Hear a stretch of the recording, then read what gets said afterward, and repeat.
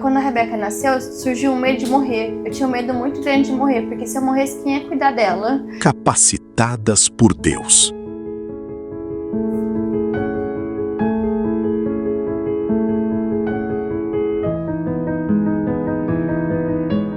Eu tive 2 abortos logo no começo de gestações. A dor foi grande, mas a alegria do que eu vivo hoje é muito maior. O meu maior desafio foi entender que o medo ele é contrário à confiança, mas eu sei que o que é essencial, Deus está me capacitando para ser a melhor. Meu nome é Ingrid, tenho 31 anos, sou formada em gestão ambiental, sou membro da Comunidade da Graça, mãe da Rebeca e do Rômulo. A gente acha que a gente não é capaz de dar conta, porque na hora que você tá ali na realidade do dia a dia com as crianças, parece que há demandas infinitas. Quando muitas vezes eu vou colocar eles para dormir, é um tempo assim que Deus me obriga a parar. E se não fosse o fato de ser mãe, não teria esse tempo de parar, porque eu sou o tipo de pessoa que eu costumo fazer uma coisa pensando nas 3 próximas coisas seguintes. E foi um convite para o descanso de verdade. Então, ser mãe, além de ser a responsabilidade de ensinar muito para eles, Deus me proporciona aprender muita coisa. Eu descobri que não basta ser mulher para ser mãe. Tem muita mulher que ou não pode gerar ou tem filhos e não deseja tê-los. Então, quando você consegue aliar as 2 coisas, ter a capacidade de gerar e querer tê-los, e daí você consagra isso ao Senhor, você vive isso numa dependência diferente, que daí você, quando, por exemplo, fui gerar minha primeira filha, eu entendi que Deus queria que fosse um negócio mais profundo, que não era mais para lidar com a vida como eu lidava antes. Então, até estilos de música, filmes que eu assistia, série, é uma coisa que eu não consigo assistir mais. Sim. Porque mudou o meu jeito de ser, porque eu quero que ela seja diferente, que eu quero que ela tenha uma criação que coloque ela num nível diferente. Então, acho que esse despertar por dentro, tipo assim, nas sutilezas. Isso não convém, isso convém, vamos mais puxar para esse lado. Então, acho que foi o cuidado de Deus mostrar que gerar não é simplesmente colocar uma criança no mundo. Ele queria que fosse um negócio diferente, que Sim. a gente precisa amadurecer espiritualmente para poder ajudar eles a serem pessoas que vão viver no reino de Deus também. Eu estava confiante porque eu sabia que eu estava vivendo o que Deus tinha para mim naquele tempo. Então isso me deixou segura e que independente do resultado ia ser o jeito que Deus tinha preparado para aquilo acontecer. Sim. Então eu estava confiante de que Deus estava no controle daquela situação. Eu tinha entregado todo o processo para Ele, desde o desejo de ser mãe até aquelas coisas que a gente fica imaginando, projetando lá para frente, entregar tudo para Ele. Então eu sabia que o meu amor por Ele era maior do que se as coisas acontecessem dentro do que eu queria ou fora do que eu queria, no influenciar. Então por isso que eu estava descansando. O momento mais marcante assim foi quando logo que me tornei mãe, porque junto surgiu muitos medos. Quando a gente tá no hospital, tem uma equipe lá te ajudando, né? Na hora que você chega em casa é diferente. Sai daquele ambiente de meio que fantasia. Uau, o bebê nasceu, né? Tá tudo bem, muito lindo. Aí você chega em casa, começa a vir todos os medos e inseguranças à tona. Para quem não tem experiência, é muito forte isso, né? Eu não cuidei de um bebê próximo. A minha experiência é com ela, né? O meu maior desafio foi entender que o medo, ele é contrário à confiança. O medo, ele é contrário à fé de que Deus está com a gente. E Ele era comigo, que Ele me muniu, que Ele me capacitou para ser a melhor mãe que essa criança precisa ter. Eu sei que eu não vou ser a mãe mais perfeita, sei que não vou conseguir cobrir 100% das necessidades deles, mas eu sei que o que é essencial, Deus está me capacitando para ser a melhor. E ser mãe mostrou que a gente não tem controle. Não. Você pode ensinar, você pode mostrar o caminho, você pode falar o que é certo e errado, mas na maioria das vezes isso não vai determinar o resultado. Então é isso de ter que abrir mão do controle das coisas. A gente é acostumado a ter que dar conta de tudo, tem um passo a passo e chega no final e tem um resultado. Na maternidade não é assim. Não depende da gente. Teve uma experiência que a Rebeca estava com uma gripe muito forte, tossindo muito. Eu tinha feito tudo que estava no meu controle. Levei no médico, mediquei, fiz todo o procedimento de ajudar na parte respiratória, só que isso não estava ajudando. Já estava uma semana e estava parecendo que estava ficando pior. Aí eu falei, Deus, eu vou orar mais uma vez sobre ela e se o Senhor curar ela dessa noite em diante, ela não tossir mais, eu vou testemunhar para todo mundo. E foi muito assim, então, cada desafio que vem, quando a gente está no centro da vontade de Deus, buscando não só fazer a nossa parte, buscando que Ele venha fazer a parte dele também, chamando Ele para dentro da situação, é diferente o resultado. Eu tive 2 abortos logo no começo de gestações.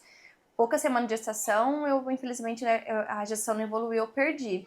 Então, eu sabia que eu queria ser mãe, só que eu não ficava muito sonhando sobre isso. Tanto que o ano que eu quis engravidar foi assim, eu tenho ainda o costume de fazer metas visuais. O que eu faço? Eu pego fotos de coisas que representam aquilo que eu imagino pro ano, que eu gostaria que acontecesse no meu ano. Eu faço uma colagem, uma montagem e coloco no meu plano de fundo do celular. 2021, eu pensei assim, acho que eu podia pensar em engravidar esse ano, né? Já tô há 2 anos casada e eu coloquei a última foto, uma mulher grávida, uma foto assim na cortina, só da silhueta dela aparecendo assim, né? E daí, naquele ano, realmente eu engravidei, não imaginava que ia acontecer, mas engravidei, mas eu perdi. Aí passou poucos meses, eu engravidei de novo e perdi. Eu comecei a entender algumas coisas sobre as coisas não serem exatamente do jeito que a gente planeja, não ser exatamente dentro do nosso esperado, do nosso horário. E daí eu entreguei pra Deus, falei pra Deus que aquela dor era muito grande, que eu não esperava que ia passar por isso, mas que eu poderia continuar passando por ela se fosse vontade de Deus, que isso não ia me deixar, fazer com que eu deixasse de servi-lo. E foi aí que a Rebeca veio, nesse processo de entender que o meu filho, o que eu viesse a gerar, não poderia ocupar o lugar de Deus na minha vida. E foi nesse processo aí que foi o maior testemunho, o maior milagre que eu vivi até hoje, porque parecia improvável para mim gerar, apesar de ter passado por médicos e não ter tido nenhum problema de saúde assim. Eles falam que é normal, né? Só que para quem sofre, nunca é normal de verdade não ter 2 gestações evoluindo. Eu acho que se eu tivesse gerado sem ter tido esse momento antes, para mim gestação, ser mãe seria uma coisa muito natural. Ah, é natural, acontece com todo mundo, mas comigo não aconteceu de primeira. Então isso me fez ficar mais atenta ao que Deus queria nisso na minha vida. Não ia ser uma coisa natural, né? Então ele queria que fosse, que eu planejasse melhor, que eu pensasse melhor, que eu buscasse ele para saber o que ele queria dessa nova fase da minha vida. E a alegria foi, tipo, muito mais do que dobrada do que a dor que eu passei. A dor foi grande, mas a alegria do que eu vivo hoje ela é muito maior. Agora eu tenho uma mini plateia me observando. Então, se eu quero mesmo ser luz do mundo, sal da terra, não dá mais para ser só da porta de casa para fora. Eu tenho que ser dentro de casa também. Então, quais são as minhas reações, como que eu ensino para eles. Então, essa consciência de que não é mais da porta para fora, é aqui dentro. Eu entendi que Deus estava me chamando para amar Ele mais profundamente e parecia impossível achar alguma parte em mim que fosse capaz de amar mais Ele do que eu amo meus filhos.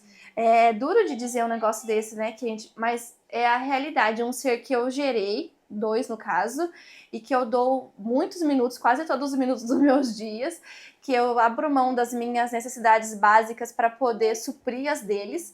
Então, como que eu ia... Esse é um nível de amor muito profundo, é um nível de entrega muito intenso, e daí eu entendi que eu precisava amar mais a Deus do que a eles. De dezembro para cá, Deus tem trabalhado dentro de mim como que esse amor por ele pode ser maior do que o amor que eu sinto pelos meus filhos, né?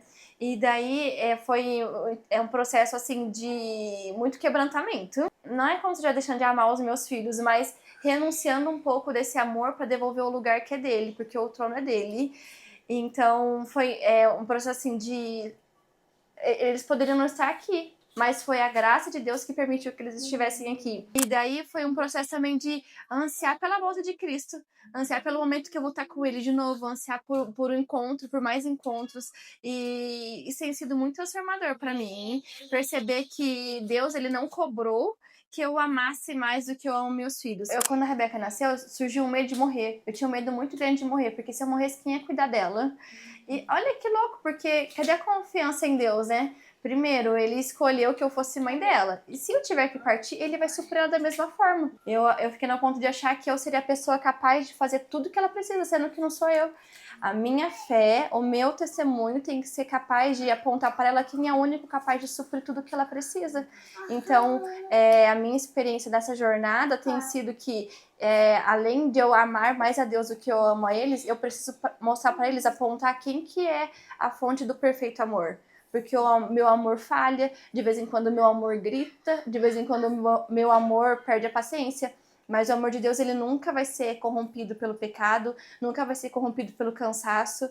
Então eu tenho que apontar para eles a fonte do verdadeiro amor, daquilo que, tipo, é realmente a salvação da vida deles. Não vou ser eu viva que vou salvar eles. A gente acha que tá todo mundo observando a gente, que estão julgando o nosso jeito de ser mãe, se a gente está sendo mãe Nutella, ou se a gente está sendo mãe raiz.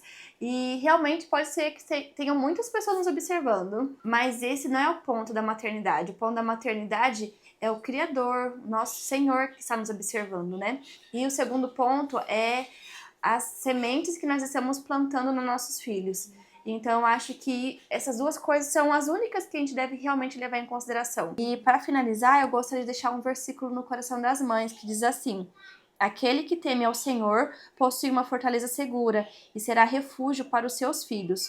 Provérbios 14, 26. Tem uma amiga que fala, né, que a gente vira polvo quando se torna mãe, porque a gente quer segurar tudo. Mas metaforicamente, falando isso no sentido sem ser o real de carregar mochila, carregar criança, carregar a nossa própria bolsa, chave e tudo mais, a gente quer carregar tudo nas costas mesmo. A gente acha que a gente é capaz de carregar até o futuro dos filhos, se fosse possível, carregar a saúde deles, mas Deus não chamou para carregar um fardo pesado assim. Ele só espera que a gente confie nele, que a gente descanse nele, que a gente entregue a nossa maternidade para ele também.